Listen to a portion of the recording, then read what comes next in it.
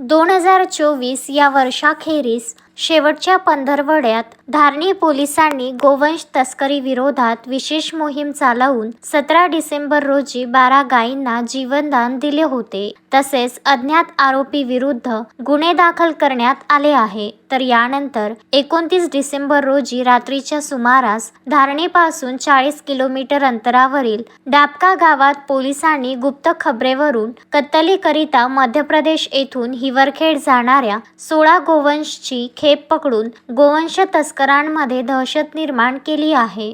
सदर कारवाईमध्ये अंमलदार मोहित सोमेश्वर आकाशे यांच्या फिर्यादीवरून आरोपी मजरुद्दीन अझरुद्दीन राहणार चिचारी तालुका तेल्हारा यास अटक केली. तसेच फरार आरोपीमध्ये जफरुद्दीन अझरुद्दीन, अब्दुल शरीफ, अब्दुल लतीफ, शेखलाल शेख जाफर, मोहम्मद वाहिद, मोहम्मद शाहिद, साकिब खान, नासिर खान, जहीर खान, जबी खान, शेख अवेज, शेख इमाम, अन्सार खान, शमशेर खान, उबेद उद्दीन, नईमुद्दीन सर्व राहणार हिवरखेड तालुका तेल्हारा जिल्हा अकोला यांच्यावर महाराष्ट्र पशुसंवर्धन अधिनियम तसेच महाराष्ट्र छळ प्रतिबंधक अधिनियम कायद्यान्वये कार्यवाही करून एकूण 2,46,000 रुपयांचे गोवंश जप्त करून त्यांना वंदे मातरम गोशाळा बाबंदा या ठिकाणी सुरक्षित ठेवण्यात आले आहे. अटक आरोपी मजरुद्दीन अझरुद्दीन यास कोर्टापुढे हजर केले असता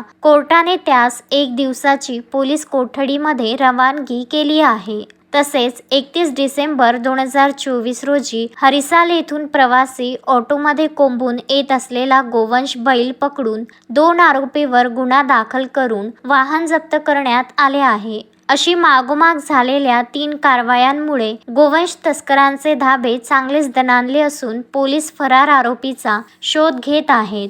गोवंश तस्करी विरुद्ध धारणी पोलीस ठाणे हद्दीत पोलीस अधीक्षक विशाल आनंद यांच्या आदेशान्वये ठाणेदार अशोक जाधव यांच्या मार्गदर्शनात PSI सतीश झालटे हंकारे, नितीन बोरसिया, मोहित आकाशे, जगत तेलगोटे, राम सोळंके, कृष्णा यांनी सदरची कारवाई केली आहे.